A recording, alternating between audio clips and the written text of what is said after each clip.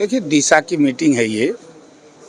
जो भी फंड, जो भी ग्रांट भारत सरकार हो या प्रदेश सरकार हो, उसकी विकास की उसकी कार्य प्रॉपर तरीके से हो रहे हैं, यानी फंड प्रॉपर तरीके से खर्च हो रहे नहीं।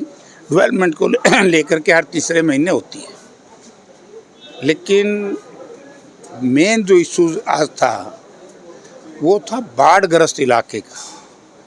क्योंकि बहुत से ऐसे गांव हैं, दनाना, तालू, जताई से लेकर के बड़ेसरा से लेकर के ये आगे पुंगड़ तक का जो हमारा इलाका आता है, सह इस साइड में सह का, मित्ताथल का इस साइड। तो हमने यही कहा है सरकार से कि सबसे पहले तो प्रायोरिटी दी जानी चाहिए कि 31 अक्टूबर से पहले पहले जो खेतों का पानी है उसको निकासी का इंतज़ाम सरकार कराए। अगर सरकार को कहीं दिक्कत है तो फिर हमें बताएं, ताकि हम प्रदेश लेवल पर सरकार से बात करेंगे।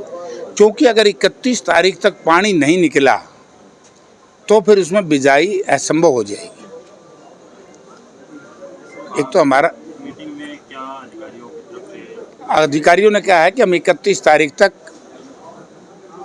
पूरे इलाके का, नोट एक भिवानी खेड़ा विधानसभा क्षेत्र, पूरे भिवानी जिला में जहाँ जहाँ भी पानी है खेतों में हम निकाल देंगे।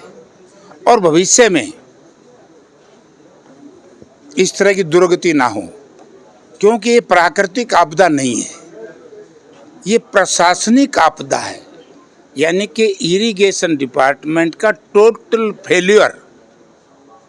क्योंकि जो ये नहर जाती है दनाना से, ड्रेन, इसको बोलते हैं हिसार सरसा ड्रेन, और ये सारी ओटो झील पे जाके पड़ती है। जो भूपेंद्र सिंह हुड्डा जब चीफ मिनिस्टर थे 14 तक तो इसने ठीक काम किया। उसके बाद जैसे ये प्रदेश में सरकार का बदलाव हुआ, या तो ये बदले की भावना से कोई कार्रवाई हो रही है, या इस इलाके के किसानों को ये खराब करने में लगे हुए। यानी कि दोबारा से इसका कोई किनारा नहीं बांधा। आपने खुद भी देखा होगा, आप उस ड्रेन के ऊपर जाओ, बहुत सबसे लंबी ड्रेन है इस इलाके की, सरसा से आगे ओड्डू पे जाके पड़ती है। तो कितनी जगह जो बाढ़ आई है, इसीलिए तो मैं इसको प्रशासनिक आपदा कहता हूँ। कि जैसे हमारे गंगवा में है, या आर्यनगर में है, या फिर आदमपुर की तरफ आप चले जाओ, चूड़ी बागड़ियान के इलाके में, चूड़ी खुर्द में, चूड़ी बागड़ियान में, इन सब इलाकों में जो बाढ़ आई है इस ड्रेन की वजह से आई है। अगर ड्रेन का रखरखाव ठीक रहता, समय रहते सरकार संभालती, तो बाढ़ नहीं आती ना, जल भराव नहीं होता। तो हमने कहा कि भविष्य में इस तरह का गलत काम ना होए कि किसान की फसल बर्बाद हो और अगली बार भी। दूसरा है, नरेगा में बड़ा भारी अन्याय हो गया मजदूरों से। हमने कहा कि सरकार को एक चिट्ठी लिखी जाए। इन्होंने बहुत सी ऐसी स्कीमें बंद कर दी जो माननीय डॉक्टर मनमोहन सिंह जी ने इस देश के पार्लियामेंट में, उस वक्त भी मैं मेंबर पार्लियामेंट था, काम का अधिकार दिया था। पूरी दुनिया में राइट टू वर्क ये मैंडेटरी था, हर घर को, हर व्यक्ति को साल में 100 दिन काम मिले। उसको सारा को बदल दिया, बदल ही नहीं दिया। गरीब आदमी को भूख से मारने के लिए, गरीब आदमी को सिर्फ ये केंद्र की सरकार या प्रदेश की सरकार या भाजपा सरकार ये चाहती है कि आदमी 10 किलो राशन पर ही सरकारी लोगों की तरफ मुंह देखता रहे, ये तरक्की ना करेगी। इस पे हमने कहा कि गलत है। ये नरेगा को जिस तरीके से आप बंद कर रहे हो, ये गरीब लोगों के अधिकारों के ऊपर एक भयंकर, किसान पे तो हमला कर ही दिया, अब गरीबों पे भी हमला कर दिया।